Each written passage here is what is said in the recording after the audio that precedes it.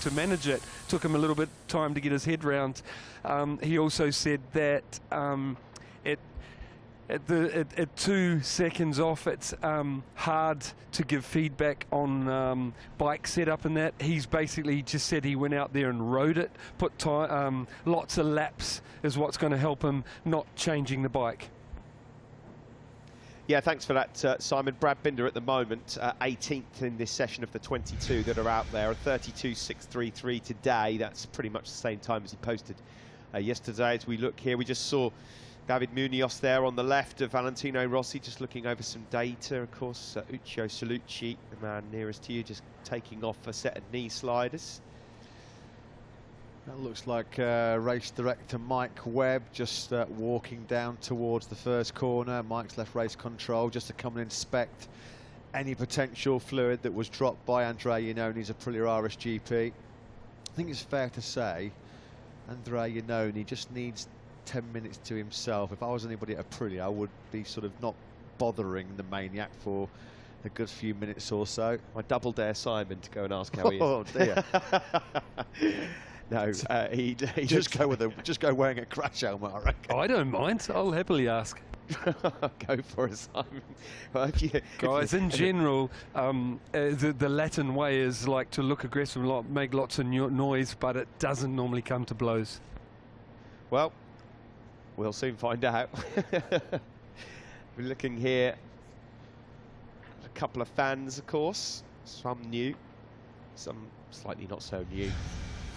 Waiting for the Marquez brothers. This is Mark out there on the 2020 prototype bike. We should just add that that's sort of made up that of 2019 and 2020 parts, mainly thanks to Mark throwing the full 2020 spec machine at the scenery yesterday, but that was the bike he delivered the 130.664 on.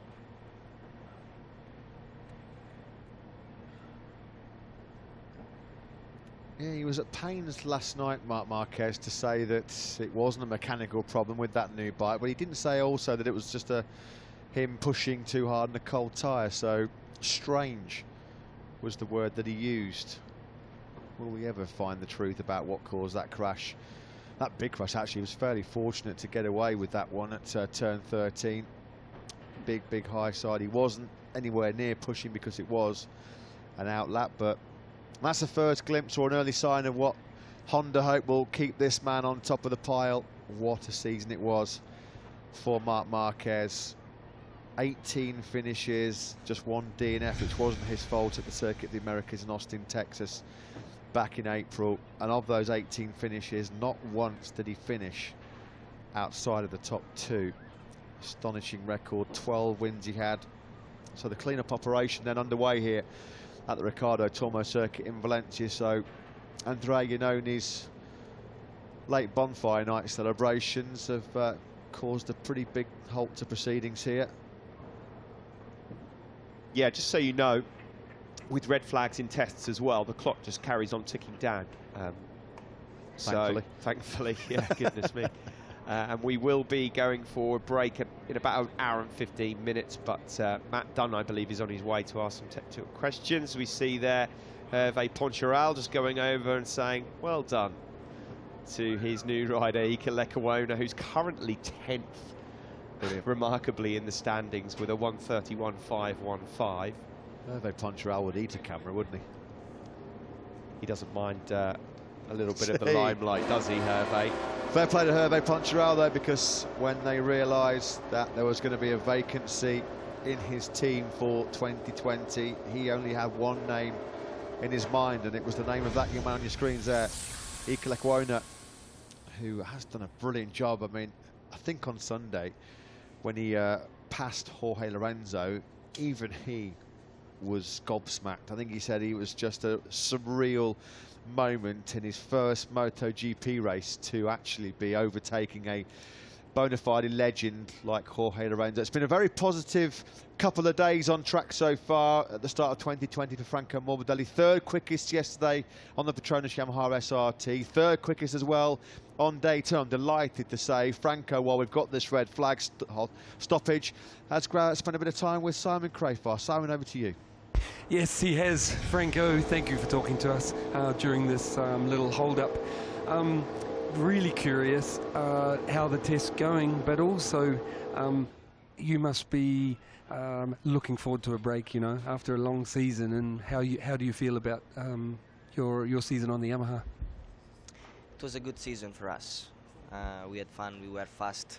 We have been fast, and yeah, maybe we didn't get exactly what we wanted, but we are working for that, and we're looking forward for the next season already.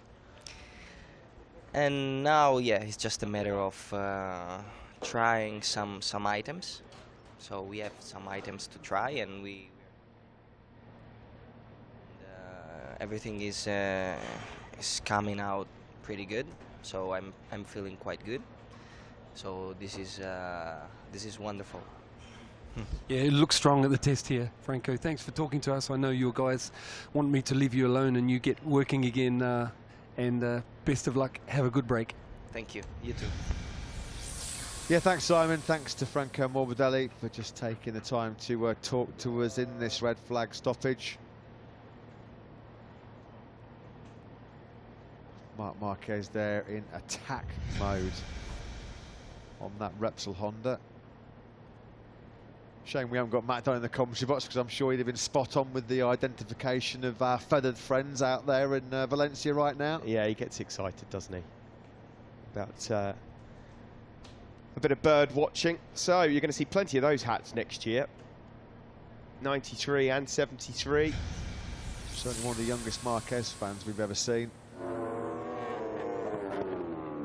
Replay of Marquez coming through turn 13.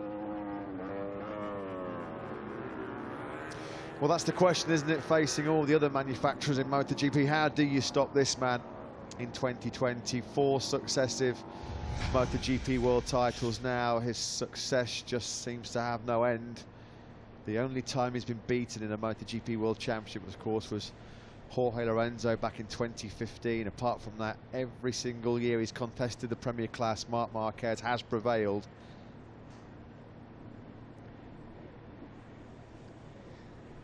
Our colleague, who we send our best wishes to because he fell ill over the weekend, Jack Appleyard, back in Barcelona, twice now has sent Twitter questions that are not referring to MotoGP, and I will not be forced into answering your question about football. Thank you very much anyway.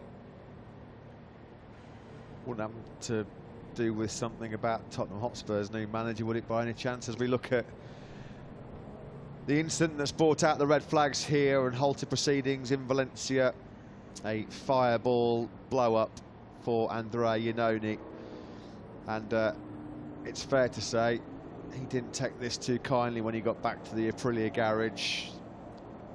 The maniac, full-on manic, when he got back to the Nawali factory garage, and that's why we've got this red flag disruption. That's why at the moment the marshal's doing sterling work as always, just making sure that the track and that fluid has been cleared up, and as soon as we can do, we'll get the action back underway with Marc Marquez leading courtesy of a 1:30.664. That's about half a second away from Fabio Quartararo's benchmark lap time that he set on day 1 yesterday. Yeah, the standout so far today, I think Pol Espargaro on the 2020 KTM so far.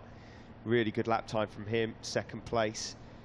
Joan Mir also looking very good on the 2020 Suzuki, which looks like it's got a bit of poke as well, as we expected. Sylvain Guintoli had mentioned that the 2020 Suzuki looked like it had a bit more firepower, and Joan Mir is proving that through the speed traps. Well, the Aprilia certainly had some firepower a few moments ago, not in a positive way. And this is just going to add to Andrea Iannone's frustration. You know, it must be quite deflating when you are riding on circuit, taking risks for not a lot of gain, really. They're working on some different electronic strategies, but all around him, Andrea Iannone and Tes Espargaro are just looking at nice, shiny, glittery new machinery. And psychologically, that's going to be tough to take while you're just riding around on the same motorcycle that you campaigned all year long. So I really, really hope for the Aprilia engineers' sake, that they have got something special to roll out in Malaysia next year for Andrea Iannone and Aleix Espargaro, because they're not two guys that tend to hold back when it comes to expressing a forthright opinion about scenarios. No, I mean, I think Andrea Iannone, you can normally see just in his body language, you're not going to find anyone more open and honest than Aleix Espargaro in the paddock. I mean, you'll get everything you need out of a debrief if you head over to Aleix Espargaro. He's been quite outspoken about it all year. And here is Franco Morbidelli, who we heard from a little bit early on. Simon, can you give us an update on what's happening here? Of course, we're red flagged at the moment because of what just happened there for Andrea Iannone. Any more info for us? Yeah, I just wandered half the length of the pit lane with my old friend Mike Webb, who was down there having a look at the oil spill himself, you know, walking around on it. And he said, luckily, the initial bit where the oil line starts, he said it's a really vague spray and it's already past where the bikes turn in, so there should be nothing where on line. And he said even then they've put some of the filler, he called it, on, you know, like used to be cement, but even then they've put it a little bit earlier to let the riders know that it starts after that. But he said actually where it gets heavier is already on the pit lane exit where you definitely do not ride. So I think it's not going to hold anything up at all.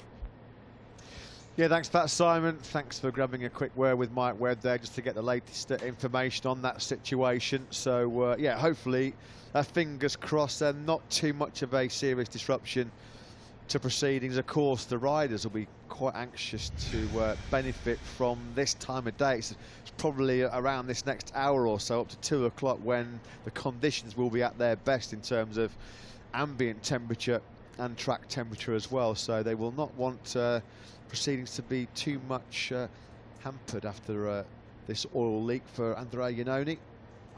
There's Carol Abraham then at the moment, part of Reale Vinci Ducati, but for how much longer will that be the case? All kinds of hot gossip and rumours going around the paddock here in Valencia that he will be replaced next year.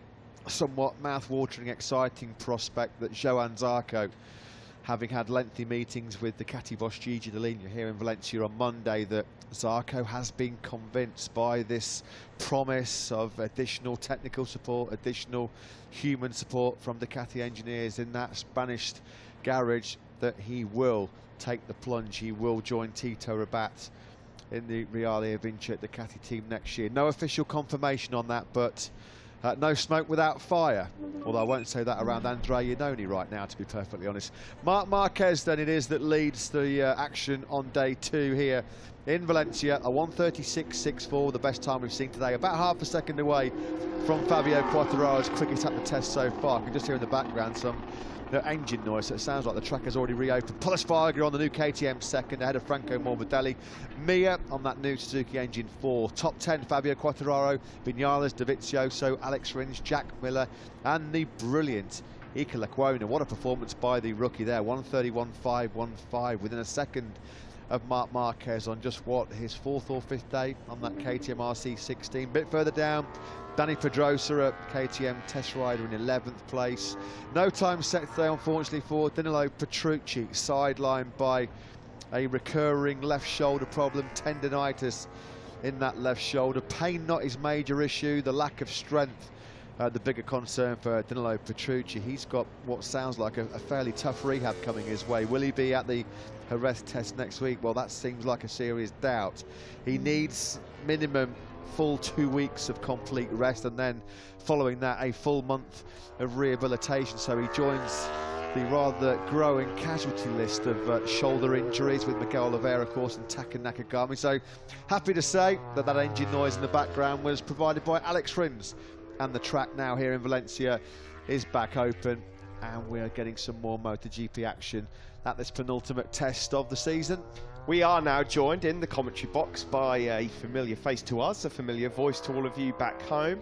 Unfortunately, for everyone back at home. Yes, if you listen and tune into Moto 2 and Moto 3 free practice sessions, Matt Dunn and Neil